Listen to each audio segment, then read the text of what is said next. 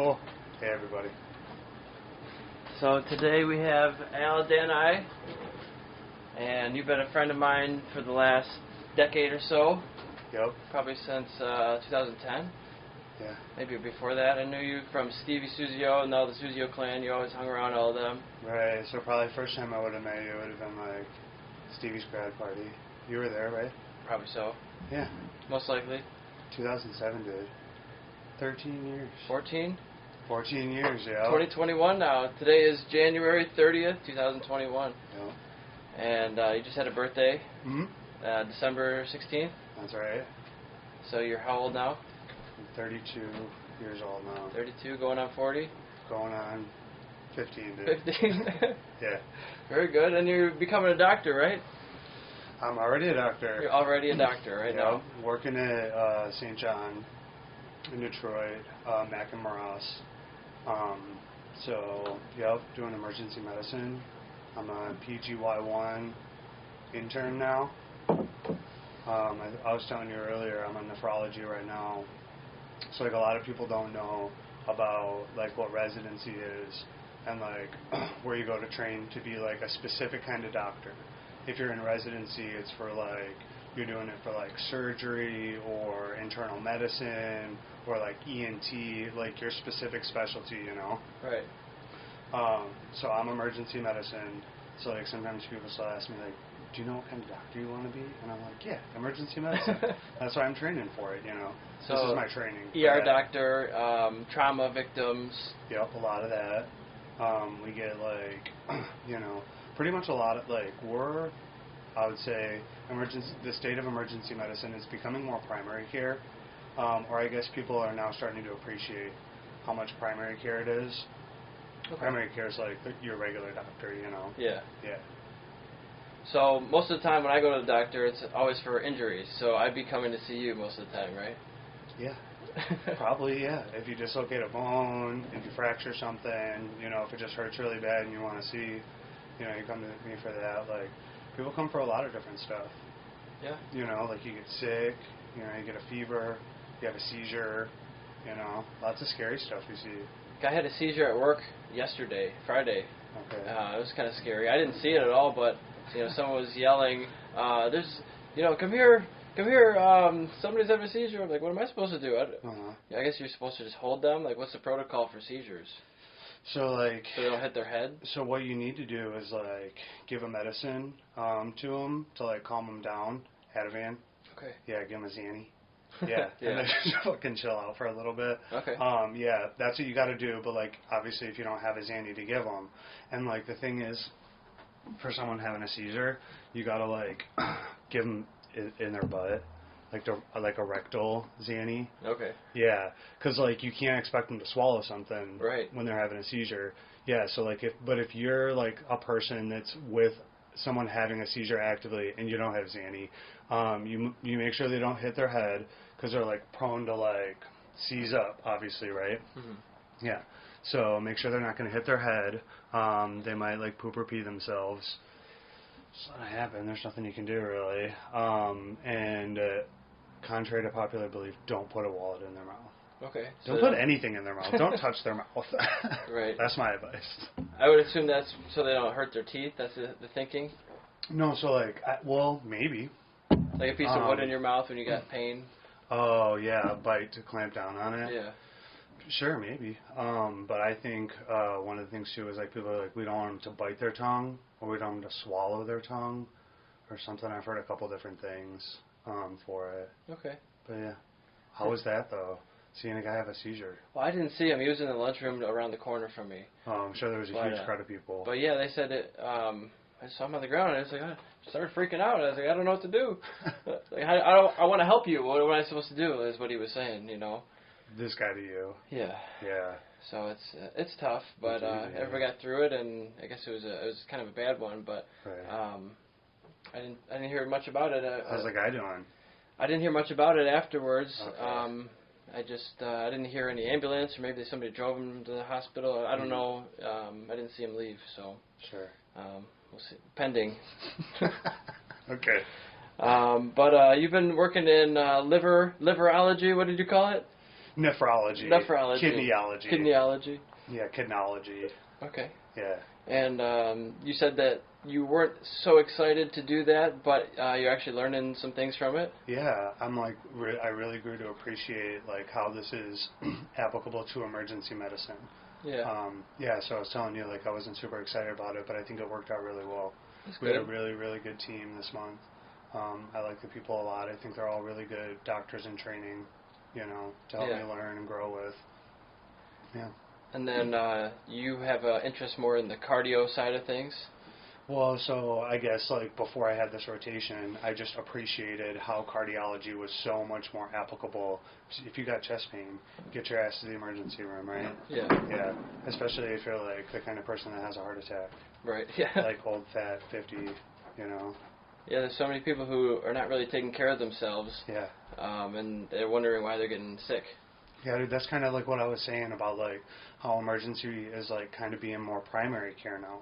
So primary care is, like, generally, like, I guess the way it's supposed to go is, like, you have this regular doctor that you see, your family care doctor, and he gets you, like, all your yearly blood tests. He makes sure your cholesterol is good, make sure your blood pressure is good, make sure all these, like, risk factors that we know about are being managed the way that, like, our societies, like the American Cardiology Society, like all these things, you know, American Heart Association, all these different groups, their guidelines are being followed for, like, regular maintenance of a human body.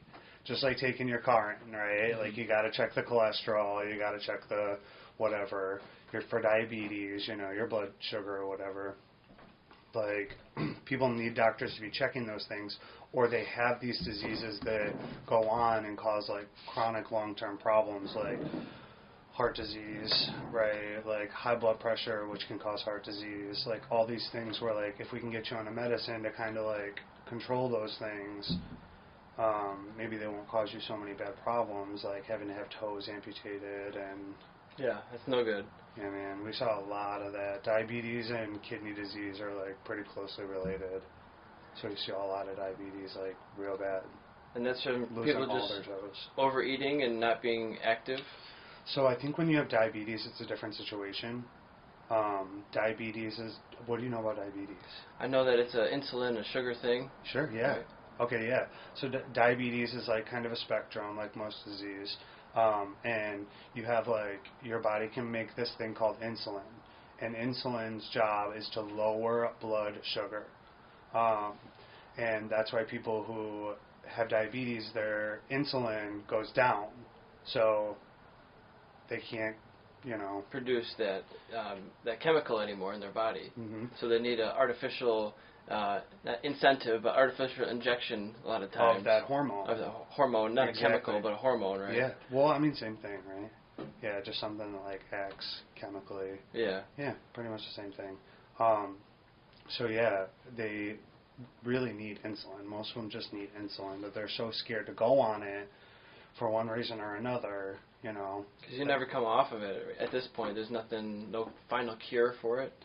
Right, unless, like a pancreas transplant, but that's not... It's pretty rare. That doesn't really happen too often. I just don't really think it's a thing. Pancreas transplant. Yeah, you pretty much just go on insulin because your body can't make it. And, yeah, so, like, we get these people, and, like, the long-term consequences of not having blood sugar controlled are, like, devastating. Sugar is, like... evil, man. Is it? It's fucking bad, and it's literally in everything in the American diet. And some people just get genetically cursed. Yeah. Like, some people, there's, like, some genetic components, some environmental components, where, like, their insulin's bad, and, like, they probably train themselves poorly with the American diet, you know what I mean? It's so easy to eat poorly, and you really have to go out of your way to make sure what you're eating is perfect. Even if you go shopping in the grocery store, you have to look at every label to see what's in it. Mm-hmm. Most people don't spend the time or care to do that. Right, that, and, like, most people love to go eat out, you know what I mean? It's so easy to do. Someone just makes it and cleans up for you. Yeah, no dishes. Right. You just give them like $5 sometimes. Mm-hmm. Yeah. It's not $5 anymore. No. I mean, if you want not healthy, but a good sized fast food meal, you could spend $10-15. Yeah, and get a shit ton of food. Yep, and get some great beef. Yep. Grade F. F plus. They say some of the restaurants is the same thing as dog food. It's the same grade as dog food. I've heard that. Sorry, let me true? silence my phone. Yeah, no problem. I heard there was like a Taco Bell debacle or something back in the day, right? And don't get me wrong, I love it. It tastes great, but it's not the best stuff, and usually you pay for it the next day in the bathroom, right? Yep. Oh yeah, especially at Taco Bell. And if you do that too many days in a row, you're not really digesting all the nutrients that aren't in there anyways. Yeah. Right? I don't know. I think some people digest way faster and some way slower. Like for me, I think I digest everything in a day. Yeah. I feel like I do, man. Pretty quick. Yeah, pretty quick. And then there was this kid we just saw. We had a lecture 2 days ago, and it was about like what happens when a kid inevitably swallows something that they're not supposed to. Yeah. Right. How fast will it come out? How fast will it come out, and like depends on what it is for what you're going to do with it. Yeah. Yeah. So if it's like bigger than a couple centimeters, if it's sharp in any way, or if it's a button battery, we got to do something serious. We got surgery maybe. Usually they try a scope first. Okay. With like a little pinchers, you know what I mean? And they're just like, yoink, we'll take that. Like one of those grabbers. Exactly. But attached to this like flexible snake. Yeah. Yeah. It's pretty cool. Usually anything else though, change, of course. You can eat as many pennies as you want. Really? Your body just cleans them out? Your body just poop them out like everything else. So you'll probably get a little bit of copper too. So my grandma told me that every piece of gum I ate would stay in my stomach for at least 7 to 9 years. Right. Is that true? It's all wives' tale. Is it wives' tale? Yeah, it passes just like everything else. So why do they say that then? That's a good question. I think I don't know. Maybe they just don't want you wasting their gum. Yeah, you know what I thought? Like, this is kind of really weird and kind of random, but like when I was a kid, when I first learned how to really brush my teeth by myself, I would swallow the like mixture of toothpaste and water and like nasty. And my mom thought that was so bad. And she was like, "No, you can't do that. You have to spit that out. That's nasty." And I was just like, "Oh, but like it's kind of sweet and it tastes great. Like I'm just gonna keep doing it." And then like she kept getting on to me, and like so then I didn't do it. Maybe it's just like that, like gum's sweet. You know what I mean? Yeah. Like yeah, another little treat. I mean, why not? But there's some of them have like fluoride in them, right? So you're not supposed to actually swallow that stuff, right? Oh. Is that true? I'm not sure. I think there's a big thing about fluoride being good for your teeth, but not good to drink. Not good for your body, but it's good for your teeth. Interesting. What else do you know about fluoride? They put it in the water, right? Okay, what else? I learned about it in chemistry class, right? It's one of the ingredients on the table of elements. Yeah, I think it's like FL, right? Maybe. Sounds right. Maybe F. Maybe. Maybe FL. Maybe just I F. think FL is just Florida. Florida. It could be. Maybe. But yeah, I think it's like I don't think it's a noble gas, but I think it's right next to one. Maybe just like an okay gas. Yeah. It's like that one that's like got everything but one electron filled. It's like super electron hungry. What about the protons? What about them? Do they have any? Do they have any electrons? I don't know. Who knows? Yeah, I don't know. So you want to jump subject? Well, it's not really jumping subjects, but I got a medical outdoor survival guide I found up north a couple weeks ago. I went up to our friend and my cousin Tony Suzio's land, Guytown. Guytown, yeah. And stopped into this restaurant to get some quesadillas and found that there were some really cool survival guides when I was waiting for my food. And I found this one first of all, and it was talking about. Did you know that it's actually smart to sleep with rocks if you're cold, like the size of grapefruits, because it holds the heat, and that's why rocks around a fireplace are not just for looks. It's to hold in the heat of the fire. Oh. So when there's stones and heat and rocks, that's it keeps the fire warmer and hotter. Interesting. That is pretty cool. I know they do like heated rock like massages or like therapy. Stone, Yeah. I think that's pretty cool. Yeah. So there's a whole lot of tips. Like it said, you want shelter, water, fire, food. Yeah. maybe in that order. Yeah. Shelter, fire, water, food, I think. Fire before water? Because if you have fire, then you have heat. Yeah. And you can, I think it's 3 hours in really bad conditions, and like in a blizzard, you have with bad clothing, with no shelter. 3 days with no water and 3 weeks with no food.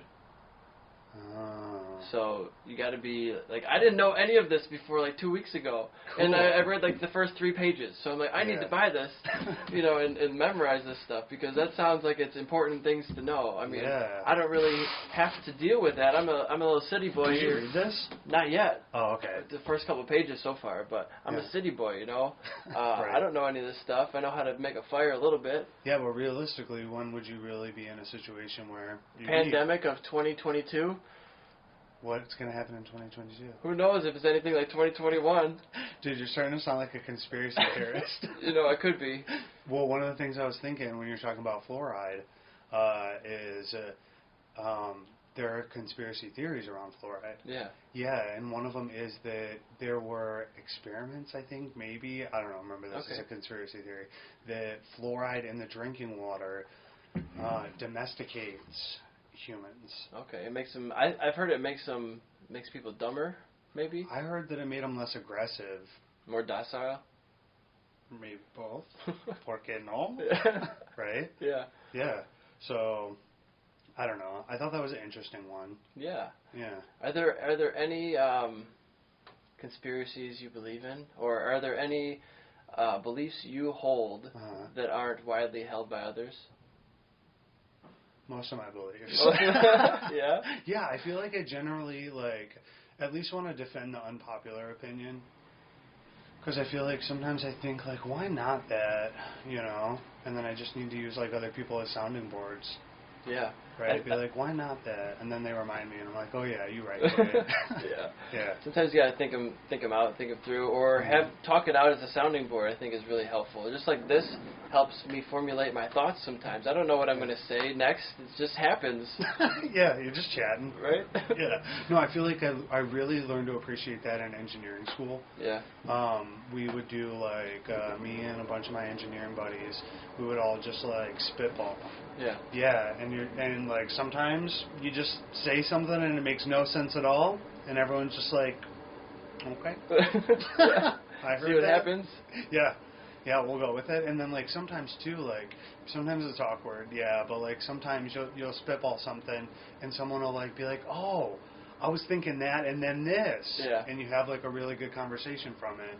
So I feel like that's cool to have, that dynamic anyways, especially on a team. Do you ever do or have done the impromptu on stage, what's it called, where you're just acting out scenes and with no script? Ad-lib? Ad-lib when you're just on stage, impromptu, just, having fun. Kind of like Whose Line Is It Anyway? I've never done that, but my dad was in an improv troupe, and Katie Regala. Yeah, she reminds me of that. Yeah, she was in it, and she was really big in it at Aquinas. Yeah. Yeah, I don't know if she started it or it was already in place, but she really took with it, but she was good at it. I went to a couple of her shows. That sounds like a fun thing to try to do, because it's all off the top of your head. You have no notes, you got nothing, you got an audience right in front of you, so you can't just stop and say, oh, wait a minute. Oh, just rewind. Yeah. Yeah, you can't rewind life. Yeah, so it's cool to just see where it goes. Yeah. I think so too. Yeah, I think that would be fun. I think too it would be interesting. I think it depends a lot about the types of people that you got. Yeah. Yeah. You got to be, I feel like, when you do that with people who don't have a problem taking initiative, you know what I mean? Leading, maybe? Yeah, leading, and then also too, being very comfortable if there's a lead established, following suit. Yep. Yeah. And then what, right? And that's what you're always supposed to say, and then what, instead of no, or stop, you stop the conversation. You got to say, and then, but this, and then that. And then what about this thing? Yeah. Yeah. So, I think some of the best SNL skits are like that. It would be fun to learn how to do comedy or do stand-up. I have no experience doing that. I did get, my best accolade for that is getting Class Clown Award in 2nd grade. I got official plaque, you know. Gotta start somewhere. So that's about it so far. Yeah. Lately, when I've been doing it, it's been all via Zoom. Great. I've been doing the last 20-some episodes via Zoom. Okay. Because the pandemic, and I've been podcasting with bigger people and people outside of my local area. Cool. From all around the country. People from other countries, Austria. I did. Was a businessman from Austria. I'm excited to post that one and get that one edited. Yeah.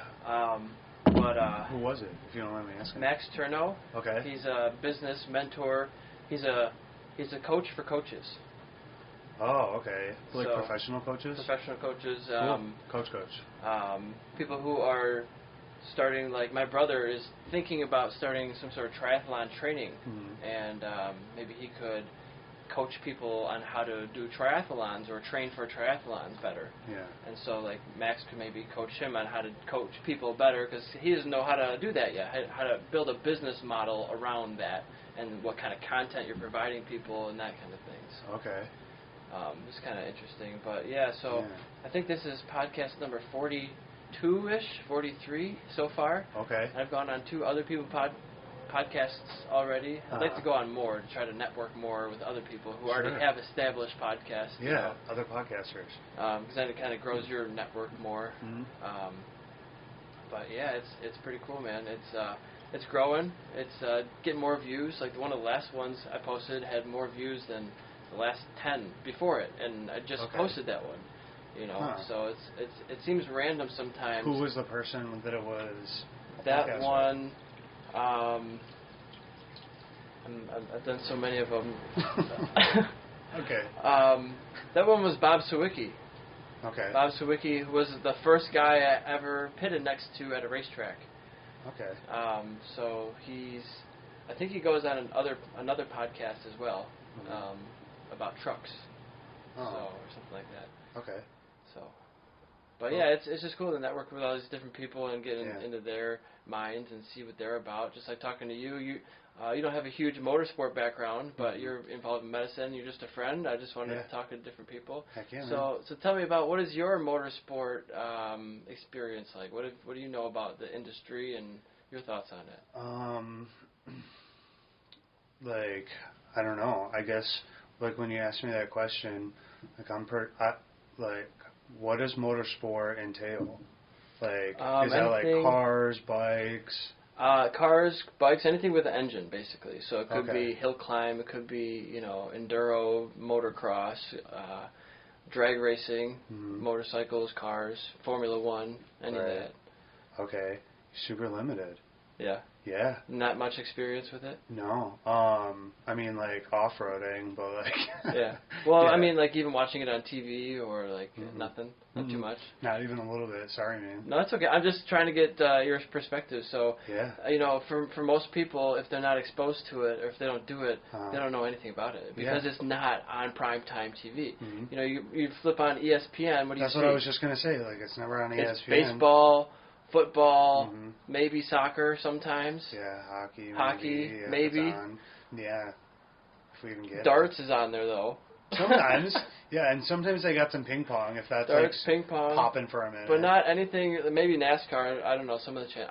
I don't watch cable, so I have no idea what it's like anymore. I don't really watch cable either. Yeah. So it's hard for people to learn about it. Yeah. I think they should maybe advertise online somehow, but where? There's so many places online to advertise. Right. You got to get where all the eyeballs are at. I've thought that they should try to advertise to, like, try to go after hockey fans or baseball. Like, I don't know what sport would be the best crossover, but why not? I mean, maybe mountain bike fans would be easier than hockey fans. I don't know. But there's a bigger pool of hockey fans, like the big four. Right. You got hockey, baseball, football, soccer, maybe. What if you had pick one of those and just go with it and just try to target or all of them? But that's what both. I'm just doing everything. Both options I feel like sound pretty good.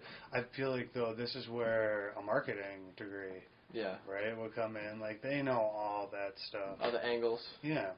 I feel like that. Like when you're talking about something, I think probably of that scale, Like, you'd have to involve a professional. Yeah. You know, like, that's a big move. It's a lot of money, probably. Shit, yeah. I mean, yeah. To, like, try and cross over into another and try to pick up fans. I think, though, the thing you should do is, like, figure out, like, probably marketing studies, like, the fans we already got, what's similar among them. Mm-hmm. You know what I mean? Whatever it is, like, we'll target that thing. And then we can target, like, you know, even higher level shit or whatever. Sure. Yeah. You know, they're getting new classes lately. They're getting some baggers. You ever seen those baggers with, like, big Harleys? Okay. Very large CC, like at least 1,000 CC baggers that have the big bags and the luggage on the sides of them. Right. On the racetrack now. Oh. Racing them. and like Laguna Seca, some of the tracks that we could race up there on the virtual simulator. Uh-huh. And it's just a totally different demographic of people who are going to be watching that. It's like, you know, older men probably with beards, drinking beer at the bar, like those kind of guys wearing Harley jackets are going to want to watch maybe that instead of like the sport bike crowd, which is completely different. That they usually hate us because we're guys on crotch rockets going around as fast as we can and everywhere. And so it's like, now you're bringing a whole new demographic in, which I think is great, you know. Yeah. They're probably not the most fun bikes to ride because they're not meant for the racetrack and things break really easily.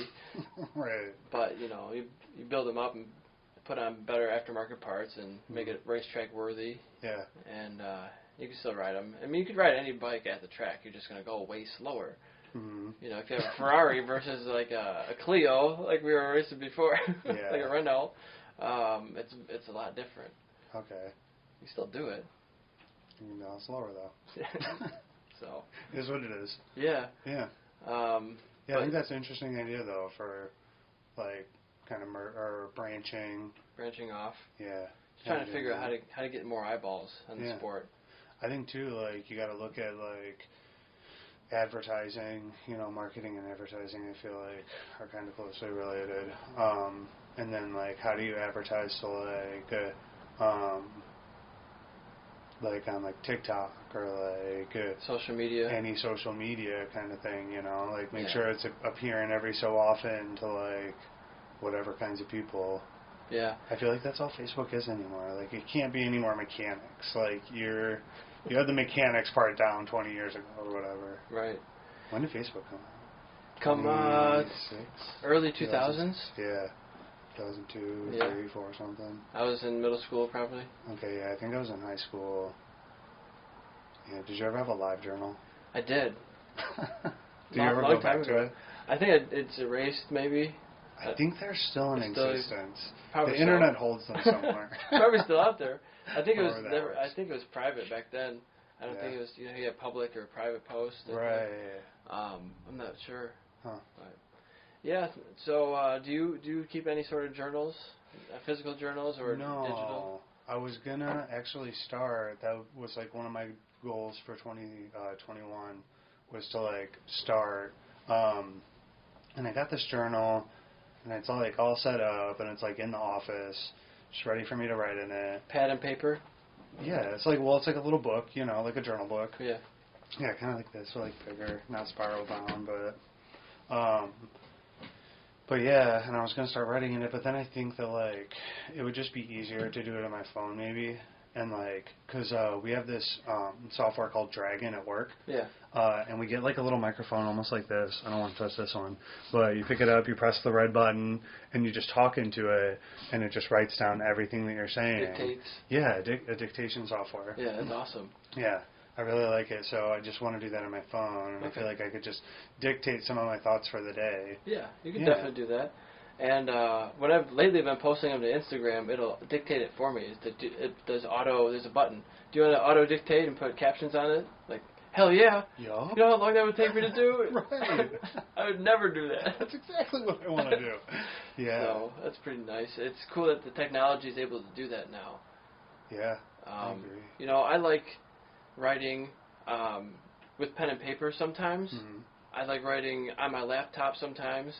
I don't really write on my phone too often, but I have before. And notes, you can usually put notes in there and whatever. But I find that I actually bought a separate laptop, like a dumbed down Chromebook for like $200, you know. Okay. And that's basically my writing laptop. I don't do anything else on it because you really can't do much else. Right. You know, there's no CD-ROM drive or anything. I do also stream to my TV with that for like watching videos. You know? Okay. So that's my secondary, you know, streaming TV laptop. Right. But yeah, I find if I'm on my laptop and I want to write, I get distracted and I'll go online or do something else. Like if I'm on my phone, I'll start scrolling on Instagram or something instead. Oh, okay. So like I tried. That's why I do like the pen and paper or the dumbed down laptop. Because when I'm on the dumbed down laptop, I don't really. You can't do anything I don't else. really try to even surf on it. Right. I'm sure you could, but I just try to stick to the Word document. Yeah, the basics. Yeah. Yeah. So yeah, it's one of my goals. I want to. I think it's like important. I do a lot of notes. Like I leave notes for myself, and I'll have like ongoing notes, you know. So those are kind of cool. But like, yeah, just like kind of writing my thoughts for the day, because like I don't know, and maybe more recently I've been having like a lot of maybe deja vu or just like experiences where I'm like, oh yeah, I've thought about this before, yeah, and I kind of think about it, and I'm like, where am I at with that? Right.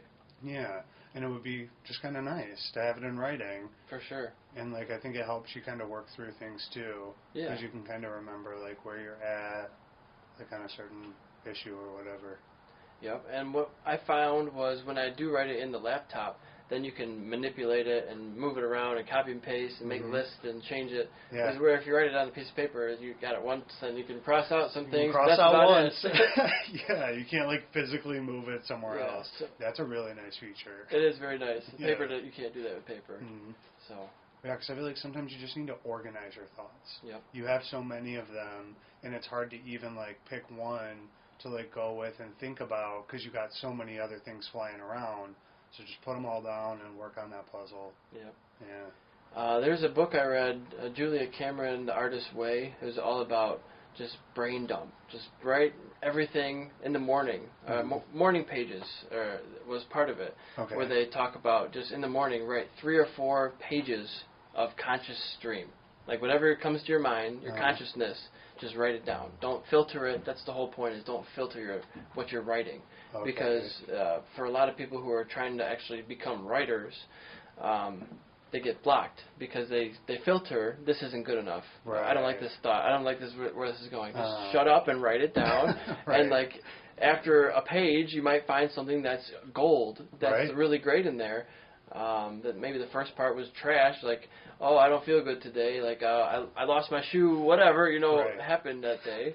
Yeah. I don't know. Locked my keys in the car. Yeah, just write it down, and then, like, when you get through all the stuff that you just got to get off your mind, maybe you can get to the stuff that's deeper and that really means something that you wanted to get out, that you was just buried in there that you didn't know was in there. Yeah, I think that's an interesting thought, having that, like a lot of noise on the surface. You just got to get through until you can get to like the nitty gritty. Yeah, and I don't do that anymore. I don't have the time to do it, but you could make the time. I mean, I did it for a little while, and I thought it was beneficial, and it gets rid of a lot of the clutter in your mind because you're getting it down on paper. You don't have to think about it anymore. It's already there, right? Yeah, that's kind of what we were talking about earlier with your mom. Yep. Yeah. Yeah, so talking about deep or hard things, you know, medical issues. It's or just like anything, you gotta I feel like you have to have some sort of outlet for your thoughts and feelings. Yeah. I feel like it's just healthy for human beings to do that. Yeah. When you don't, I feel like that causes problems, man. That causes psychological problems.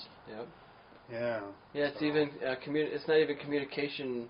It's like communication with yourself, right? You're not communicating with other people about yourself. Right. In a way. Yeah. Well, yeah, I feel like that inner dialogue, you know, like that's unlike any other dialogue with anybody, really, I think. Yeah. Right? Because your self-talk, it determines how you think about yourself, your confidence. Yeah, like if you self-image. If you can do things or not. Right.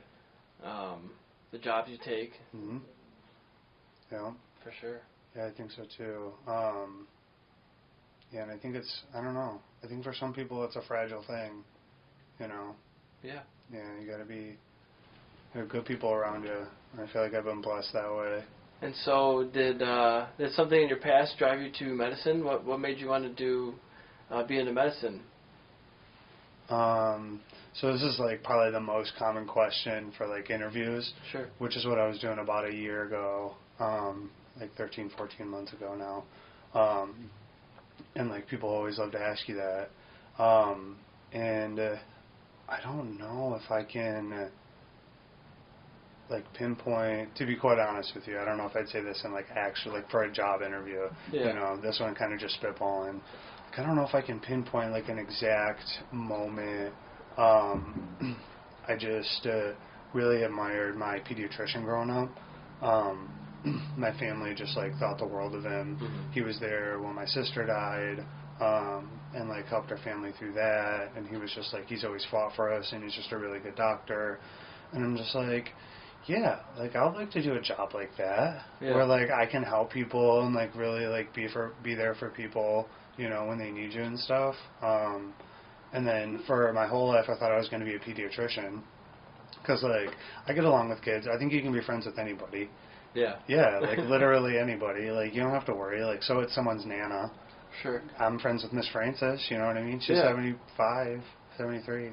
Sorry, Miss Francis. Yeah, but like, so I just thought I was going to be a pediatrician, but the more I thought about it, I was like, that's probably just because that was the only doctor that I knew of.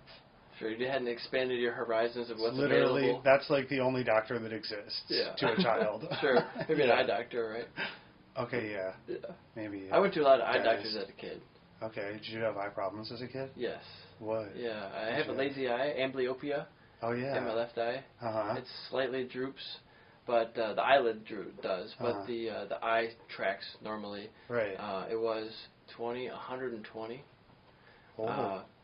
Wow. Yeah, many years ago. We had in preschool, or I don't know, I was 3 years old, and they said we did vision tests in some either daycare or schooling like some program. screening, yeah. And it was okay, Eric. Put your hand over your eye and see the board, and what's the number on the board. Okay, put your hand over your other eye. Okay, Eric, we're over here now. Eric, I didn't know where the board was. Oh, shit. I don't remember that, but that's what I was told. It was I couldn't find the board anymore. Yeah. And so I was like, okay, there's something there we need to check out, and I did drops. Okay. To stimulate the eye, and then we patched the good eye with an eye patch. Right. So you make the other eye work, and it worked a lot, and it got up to like 20/60, I think, maybe higher than that. Right. So I'm just actually getting some new glasses because I got a new prescription a few months ago. Oh shit. So it's gotten a lot better, and my right eye's gotten a little worse from all the strain, of this one working harder and this one working all the time, and this one not really being able to read so well. Okay. But I can see objects. Like I can race just fine. You just kind of adjust a little bit. Yeah. Like I played sports and soccer and hockey, and I never had an issue because it was always you don't have to read while you're playing sports. Right. You just have to see objects, and I can see objects just fine. Right. And I'm really good with spatial awareness, but not so good with seeing the back of my head sometimes. Right. More mirrors. Yeah, I need more mirrors. So, yeah, I cut my hair today and I missed a few spots. Oh, you did it today? Yeah. Oh, yeah, just a few hours ago. Oh, gotcha. I thought it's been a couple days. No, I just did it a few hours ago. Sometimes I'll go like a week or two and someone will be like, hey, why do you got just a weird little patch on the back? And I'm like, oh, because no one's been as nice as you yet. I'll just put a hat on. No one will see it further. And then a couple of weeks later, it would just blend right in. Yeah, I wish I had a hat. You don't have any hats? Oh, I have a shit ton of hats in my house. Yeah. And one in my truck, but I want like a winter hat. Like a beanie? Yup. Yeah. I got a good one. It's got looks like tin foil on the inside. Okay. It's reflective, so it keeps the heat in. Is it soft? It is. It's soft. My GoPro is beeping at me over there. For what? Might have lost the feed. Okay. Let me see what's going on with it. Okay. Why did it turn on? Battery dead? It's super hot. Interesting, GoPro. Send some of that this way, please. Yeah, it's pretty cold down here. Yeah, it is. It's always cold down here. In summer, that's kind of nice, though. I basically live down here because I work down here all the time. Right. And if the heaters are not on, and it's 17 degrees outside Fahrenheit, like it is today. Yeah. It's 58 degrees down here. Yeah. It's too cold. Dude. It's too cold. Yeah. So I have this wonderful heater, Dr. Heater. Not sponsored by them, not yet, anyways. But it's wonderful. It's cold to the touch everywhere, except for where obviously it pours out heat. Cool. And it's like a infrared heater. So it's one of the better ones. I actually have two of them. I love it. Yeah, it two really of that works. same kind. Two of the same exact one. Nice. I think the other one has a eco mode, but I don't want the eco mode. I want the heat. Yeah, more heat. So I always turned it on the high. It's not on eco very often because right now it's 67 degrees. Yeah, because when you need it. We got hoodies on. Right. That's not too bad. I mean. Yeah. Especially with the heater now. That's Michigan for you. Yeah. I think too. Like I just noticed my toes were pretty cold. Yeah. And you I think got it's shoes just on? 'cause yeah. Okay. Yeah, but just 'cause like the ground's probably way colder. You know? Yeah. Yeah. It's freezing out. You I know, can't wait to move outside of Michigan. Yeah, to where? But it'll be a few years, I think. Probably Texas. Really? But, Where? I don't know. It could be Texas. Could be Texas. Yeah, there's one of the best ones in the country, but you can't really ever ride it because it's so exclusive and so it takes so much money to actually open a track. There's only a few series per year that use it. So it's like trying to go to Indianapolis Speedway. Like that's a 500,000 seat venue. You're going to need a lot of people just to open the gates. Okay. Right. I guess, but like it doesn't make sense to me to not use it. Yeah. But it's just so expensive for like.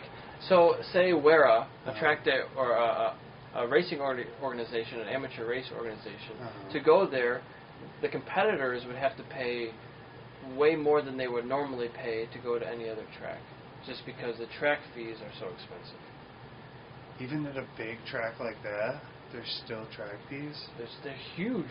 There's track fees everywhere you go. It's like Boardwalk, huh? Just to play, you got to pay. Just to participate. Like, that's why I'm not racing right now. I just don't understand. Like, this, why not just build a track? Because that's a couple $1 million. But if every time you open your gates, all you do is literally rake in money from everybody in there. Well, so the problem is... How is it not just a money? Tracks are not usually major sources of income. They can be, but like, for example, Coda, they built it, I want to say it was like $100 or $200 million facility. And imagine paying back a $200 million loan. Right. And you only have a few events a year. And now with no spectators for the foreseeable future, you have no other income than the actual race teams and the race organizations who are using the track, which is still a big factor. And some of these tracks have, golf courses and concert halls, concert amphitheaters there. Or road cyclists, like bicyclists, will use the tracks for races and things like that. Right. So there's a lot of different uses for the facility, but it's like, imagine if you're in Nevada, how many spectators are going to ever come to your track? Very few. Unless it's in Vegas. And it's hard to get, people don't even know that there are races on.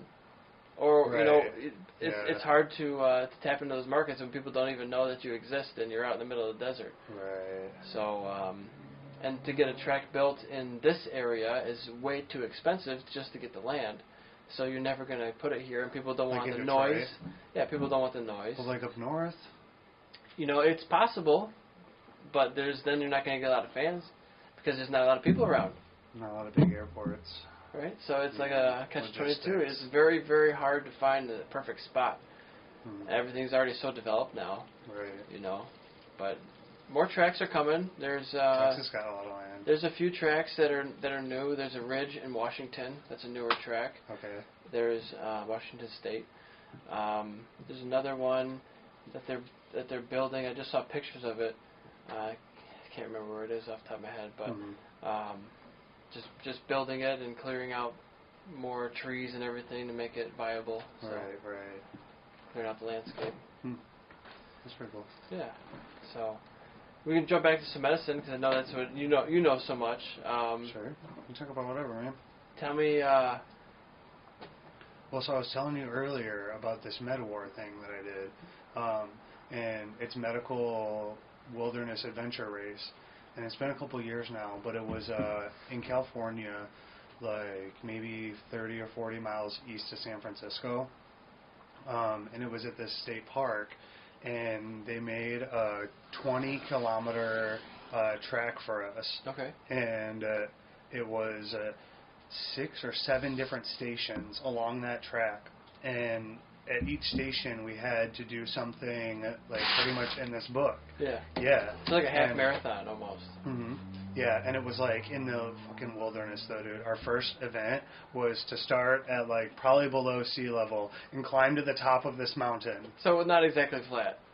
Not flat, even a little bit. Like immediately straight uphill to this mountain for the first thing, and we didn't know like we had directions, but we didn't have it like there were no signs or anything. You know what I mean? You had to like.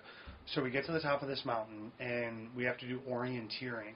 That's our first thing. So like you have like this giant map, and it was on this pedestal at the top of the mountain. Yeah. And you got this whole big map, and there's like a bunch of shit on it, and like they give you your question sheet, and it's like, okay, from this location on the map that it like identifies what is 20 degrees and 2 clicks over here, and I'm just like, okay.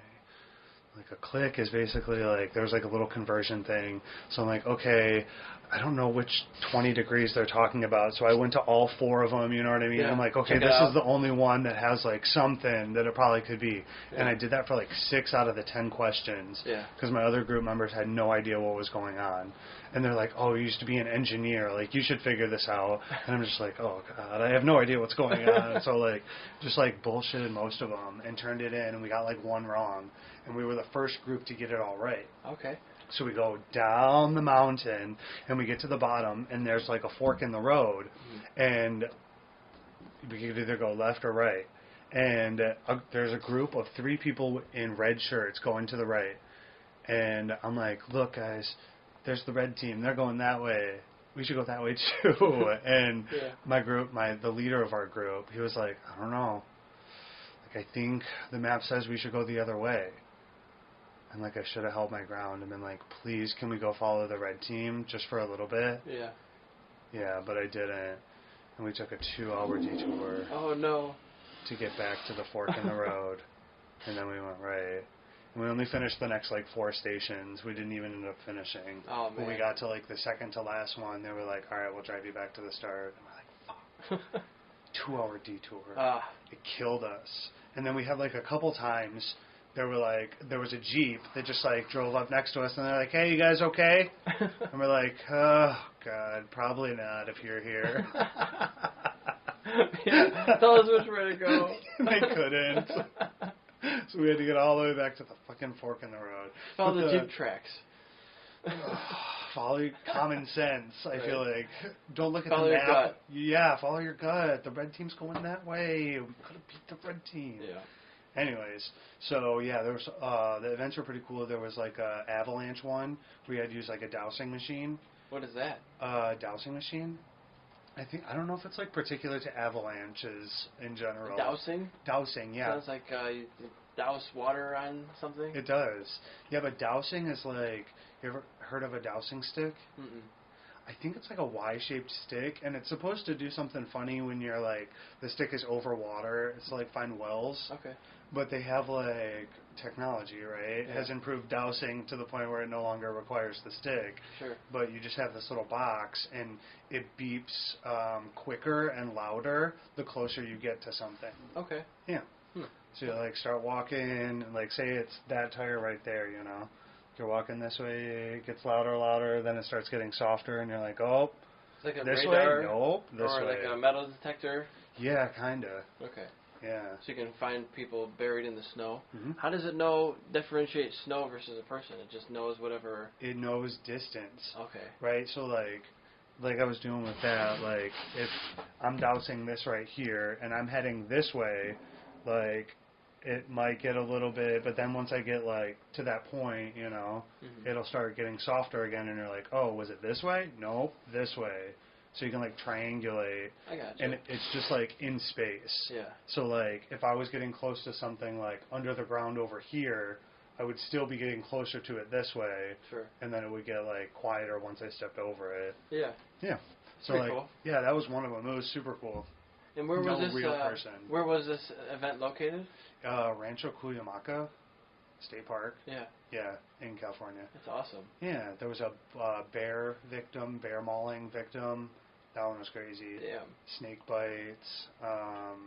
There was like a poison ivy or something. A laceration. We had to sew up some banana skins. Show our suturing skills. Yeah. Yeah. Yeah, it was super fun. It's a fun little program. Yeah. Gives you a real world dose of what could happen. Mm-hmm. Yeah, and it's all about like this wilderness medicine stuff.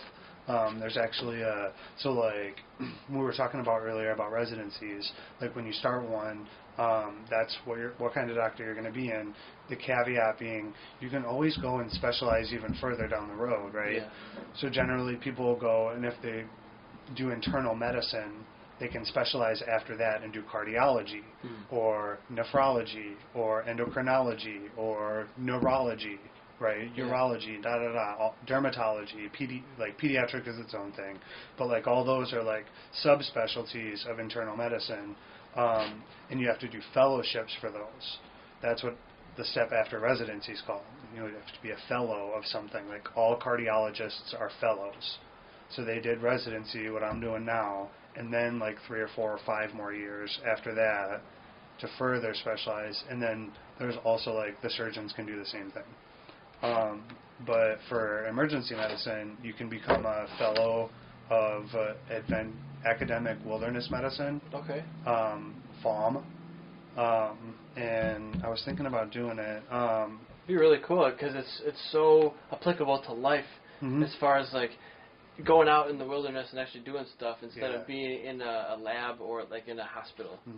Yeah, it's like super applicable to that. Like, but I feel like it's so niche. Like it's very hands-on.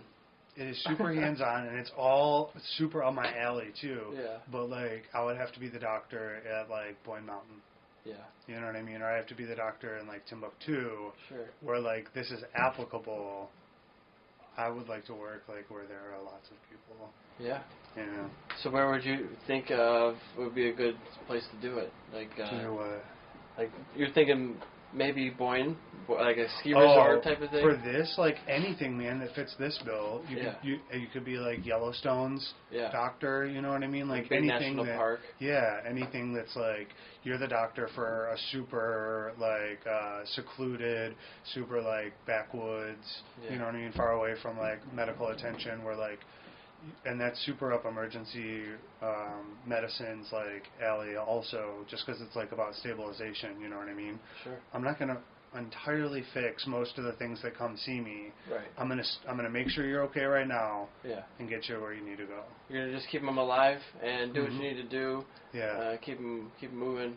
I mean, it's such a hard question, but like, and it depends, I'm sure, so often, but.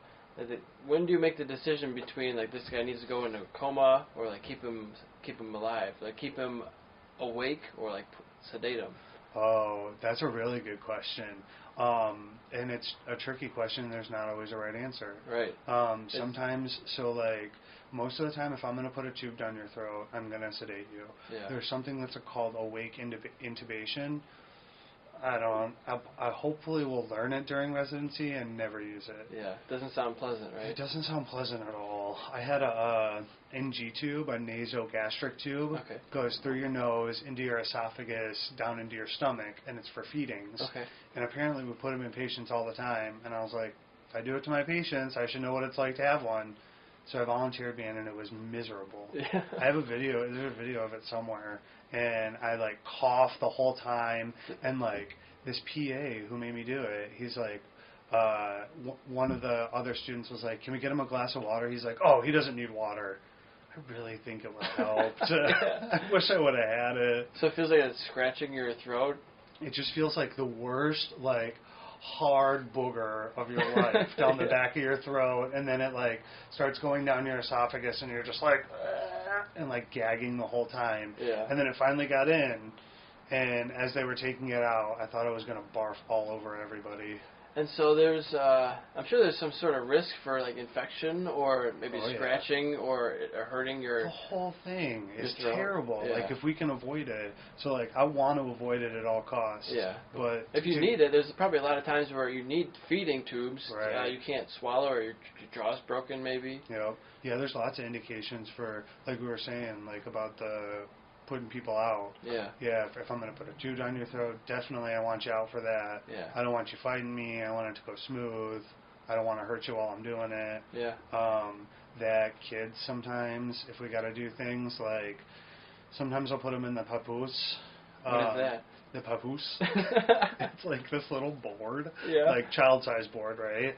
And it's got a straitjacket attached to it. Oh, man. So we put them on there and lace up the straitjacket. If you need to, right?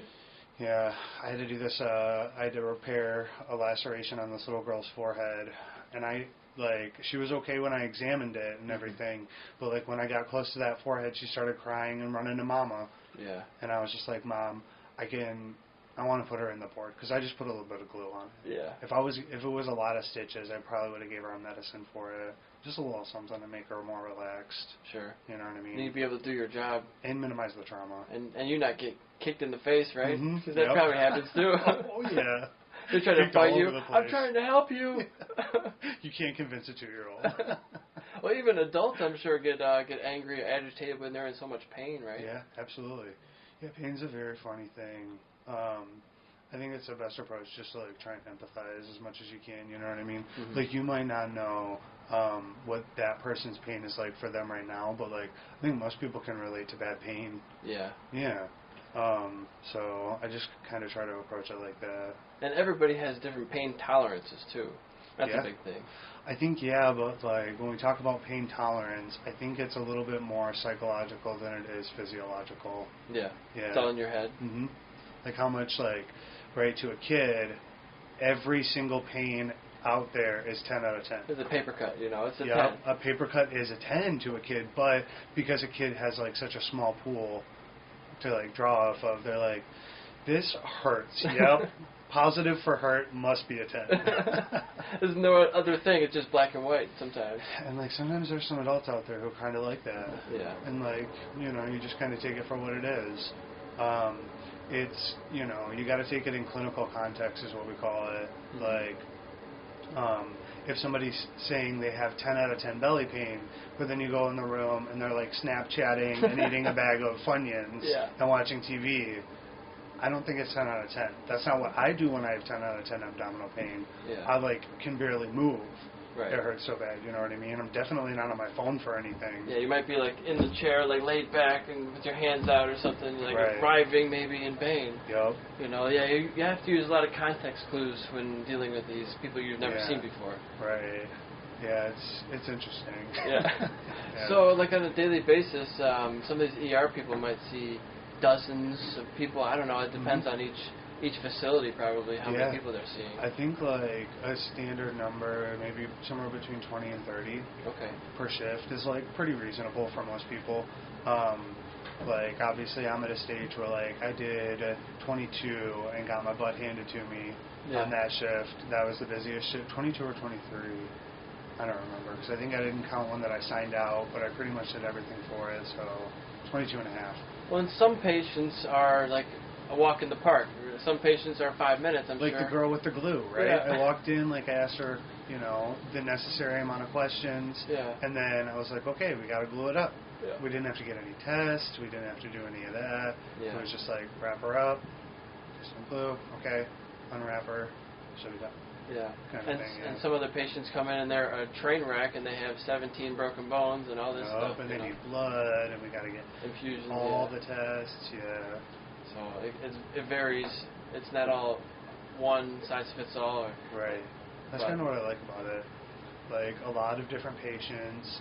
You're always guaranteed patients. You never have like people canceling on you, right? Like the waiting room's always full. Yeah. Yeah. A whole bunch of different stuff all the time, and it's like starting from scratch every single time. Yeah. Yeah. Like you don't have like. I guess I didn't appreciate about the. Like I said, I'm on nephrology. I got my last night tonight. And you can pretty much like look at all the days before since they were admitted. What's been going on, the history, yeah. You don't have to really talk to the patient, but like in ER, like you can pretty much only talk to the patient. You know, you can get collateral, like call the nursing home, call, you know, home or whatever, see what other people are saying. But yeah. So, is it frequent that you get a lot of people without identification, or like you're not sure who this person is? To be quite honest with you, I never know who anybody is. Oh, yeah. Registration and triage take care of most of that for me. So just the body there, you don't know who it is, pretty much? I get like, they get put into our system generally before they even get into the room. So I know they're like pretty much there, and then like their triage chart gets put up. So it says like what their vitals are, what their big complaint is, and like their demographics, like race, age, things like that. But I got to pretty much ask everything else. Yeah. Yeah. I just wondered if, like, because I'm thinking about, I don't have a dog tag anymore that's relevant, that's accurate with my blood type and my address and my, you know, emergency phone number. Oh, okay. I was wondering if you get people with, like, we don't know who this guy John Doe is, and can't find any family members, any homeless people, or like people you can't find registered in the system type of thing. So yeah, some of them, like, I don't... or even like illegal aliens. I'm sure that happens. Like, not really in our... So there's this thing called EMTALA, the Emergency Medicines EMTALA, and it's pretty much how we have to treat everybody in the emergency room. Clinton signed it into existence. And it's pretty much how we can't turn anyone away in the emergency room, because what was happening was this guy would come in, he was having a heart attack, and this hospital would be like, oh, you don't have insurance, you have to go down the road. And he would start walking down the road and die. Yeah. Right. So we're like, no, we got to treat everybody, which I think is great. Sure. And is one of the biggest draws to emergency medicine for me, actually. I don't care. I don't care if you have insurance. I don't care if you're ever going to pay anybody. Doesn't affect you. Literally doesn't affect me. So, you know, a lot of people, I wanted to say, a lot of people sometimes don't like doctors because, oh, you're pushing certain medicines to make money on it. But is that even a thought in what you're going to give this guy? In emergency medicine, I'm going to be honest with you sometimes. There's these things called RVUs. I don't know. Like RBIs for baseball? Kind of, actually. It's a stat that you really love measuring. Yeah. And it's essentially how much money are you bringing in. What is your, like, money amount, essentially? And it's that, like, statistic. And, like, some places incentivize you for higher RVUs. So, yes, in that sense. But that's usually just patient turnover. Okay. So not necessarily medicine, but, like, there is some incentive in that sense. But, like, yeah, it's physicians, like, especially, like, private practice people, can, like, partner with pharmaceuticals, and I think that's a very slippery ethical slope to be on, which is why I'm glad that, like, my specialty doesn't have to worry about that. I'm going to give you the medicine that you need right now, regardless of, you know what I mean? Like, sure, if there's a cheaper version that's the exact same thing, give that, but... Sure, and when I got really injured with my shoulder one of the times, I had gone to 2 different orthopedic surgeons to get their opinions. Do I need surgery on this to repair it? And the first guy said yes. Second guy said no. The first guy is an idiot. So I got a third one, a third opinion, because they contradicted themselves. Yes. I'm like, I don't know what to do now. Good. And the third one says, well, you could probably if you wanted to, but given your profession, I don't think you don't need to, because you could just fall down again and have it happen, and you need surgery again? That seems silly. So I opted not to have it, and I think that was a good decision. But at the time, I was thinking, man, does this guy need a new BMW or something? Like, that's really what went through my head, because, like, how could they be so different in their opinions? And, right. you know. So that's the thing, is that, so like most of medicine, I would say a lot of medicine is, there are guidelines in place. Mm-hmm. So like the reasonable physician will do what the guidelines say most of the time, unless there's like other indications or special circumstances, sometimes, whatever. So like, sometimes there's gray areas that we know exist, right, where it is probably what that last guy told you, yes or no.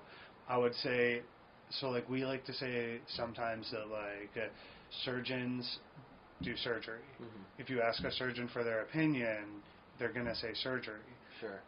It makes sense, right? That's what they do. That's what they know. That's what they do. It's what they know. So they say, I can operate on it. Yeah. I feel like that's a fair thing to say. From the first guy, I feel like he did a poor job of explaining all the other options, and that's all I really ever got to say in that situation. Yeah. At least let the patient know what their options are. Sure. I feel like shared decision-making is the name of the game in medicine. I need you to know what your options are right now, and I need you to pick. You can ask me for my opinion if you want it, but these are the options kind of thing. You know what I mean? It really is dealer's choice. Sure. Right. So that's why when you went to the second guy, he probably took those things into account on your behalf, also neglected to have the conversation, it sounds like, and made, you know, the equally also right choice. Yeah. Yeah. You know, I remember vividly in one of their offices when he told me I needed surgery, like just getting this nauseous feeling in my stomach, like immediately, like nothing happened, like I wasn't in any more pain. It was just like that thought of, you know, maybe more pain down the road made me almost sick to my stomach. I had never experienced something like that before. Like that fear and anxiety? It was just immediate, like, you need surgery, like, I feel like I'm going to throw up, like, where's a bucket? Like that pit in your stomach. Like, almost immediately, like, I had never made that correlation with, like, I guess anxiety or the fear of potential pain in the future with nauseous feeling. Mm-hmm. Strange thing your body does. Yeah. Yeah, I think it's a sympathetic response. Like, let's get rid of some food. Why? We're going to need to run soon. None of this sounds great. Strange. So, we're getting close to our hour here. Okay. Actually, over an hour, but I stepped out for a little bit, so I might cut had a couple breaks. Yeah. Technical difficulties. So, is there anything else you wanted to talk about? I know you got to get going for working a little bit. Yeah, I got to work on a little bit. No, I kind of talked about this. This is the only thing, like, since we had already been talking about it. Yeah. Yeah, I wanted to talk on. There was one other thing. Life, family, politics, conspiracy theories, music, racing.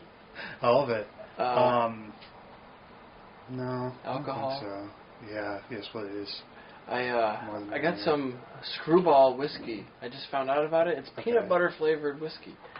Interesting. It's very different, but it's not bad. Okay. It's unique flavor. I'll try it. It's like, you know, I had a Sam Adams Bonfire one time. Okay. They nailed it, but I don't want to drink a Bonfire. You know? Change the name, but this is a damn good beer. Yeah. It tasted like a Bonfire would taste like, I think. And it was they nailed the taste, but I didn't like the taste at all. Oh, it was not a good beer. It was not a good taste. Oh. You know? But they nailed it. But it did taste like a Bonfire. It's not for me. But the peanut butter stuff's pretty good. Okay. Did they nail it? They nailed it. That's pretty good. Huh. Interesting. It's got I don't want to say the word chalky because it's not chalky, but like grainy. It's got almost like a grainy peanut buttery taste to it. Like you kind of notice there's a little bit. You notice this peanut butter taste. Okay. For sure. Does it have like little pieces of peanut in it? Probably. Interesting. It's peanut powder. I don't know how they made it. I don't know, maybe. But where can people find you online? Are you online on the interwebs anywhere? So not really. No? Yeah, no. I had a Facebook for med school because we did a lot of things like through med school through Facebook. I don't really, other than like my nephew showed me TikTok, Dylan showed me TikTok. Yeah, and that's super fun. But I feel like a huge time suck. And I felt like Facebook, when I had that, was also one of those. And I never left like using it happier or better off than when I started. So I kicked it before I could suck out any more of my time. You know, they call it an infinity pool because it's forever. It never stops. You just scroll forever. You can always scroll. And there's no winning or goal. It's just more content. Keep scrolling. And so... Keep seeing those ads, baby. You know, one of the reasons why I'm doing this is because people do that all the time. Right. And they're always searching... And nobody knows how to have a conversation anymore. And they're always searching for more content. Right. So if I can provide more content, maybe I can be one of those things that they're clicking on. Yep. You can. If it's out there, it's available, right? So I'm trying to produce so much content that people can't watch it all. Because there's some weeks I do 3 or 4 podcasts a week. That's a lot of inspiration. And I have like 5 of them still I haven't posted yet that I still have to post and edit and post. Yeah, I was going to ask you, like, what's the turnaround time usually for a podcast? So sometimes if I have none waiting for me, it could be a day or 2. Like if I have a free weekend, I could get this done probably tomorrow and post it. No rush. But I still have 5 of them before I even get to yours, so it'll be like probably a week or 2, maybe 2 weeks or so. But the whole process doesn't take very long for one? It's not too bad. It depends. This one will be definitely longer because I have I have 3 cameras and one audio feed. Okay. So what I have to do for that is switch every feed for every time it changes. So I'll usually lock it on this because this is usually the best audio feed. Okay. And then I'll just change the video cameras every time I want to. Right. I don't have it hooked up yet to where it just switches automatically based on the speaker. Right. Some programs do that. But then you have to feed all the feeds into one thing that does that. So you change it manually every time a different person... I just click the button every time, or click, feed 1, feed 2, feed 3. Gotcha, okay. So it takes as long as it takes to record it, to edit it. And then some. Okay, right, because you're essentially at least watching it one more time. Yeah. Right. And so I don't really do anything else. I don't really cut much. We don't really say that bad of things for me to have to cut anything. We're just rambling. Yeah. So it doesn't really matter for me to cut anything. Yeah. There's been a couple times where like somebody has said the wrong sponsor. Like, oh, tell me about your sponsors. Oh, it was this one. Oh. Just kidding. Sorry. Yeah. So I cut that. Not going to say who. Do you have bloopers? I haven't made any, no. There's... You should. That'd be fun just for you. There really aren't any, though. There's really nothing that I cut to bloop. There's no bloops for the bloopers. We're going to have to make some bloopers. Okay. We're gonna have to I feel like most of this interview is a blooper. We could make this whole thing a blooper. This is the blooper reel. What an intro. But yeah, it's fun to see how it grows, and how it's changing over time, and just trying to talk to cool people. Cool. Well, I'm glad to be on the list, man. Thank you. It's an honor. So I'm happy to have you on and get this edited and posted. Make sure we tag and share this with everybody as possible. Okay. And I'm trying to get my YouTube as big as I can. So subscribe and follow and like and comment. All right. All that stuff. Yeah. I can probably do the first 2. I probably won't comment on anything. That's fine. The comments are the biggest thing that pushes everything up. What do you mean? Some sort of algorithm. It's an algorithm that the secret people have. More comments is better. Yeah, more comments is better. It boosts the post higher usually. What's like the threshold? Because I'm sure like if I comment every day, they're just gonna be like, oh, this guy again. At least 14 a day is fine. At least? I don't know. Okay. Oof. It's a commitment. That's a lot. I can do the first 2. Yeah. So, all right, man. I'll get this posted. Thanks everybody for watching, and thanks everybody. Have a good one.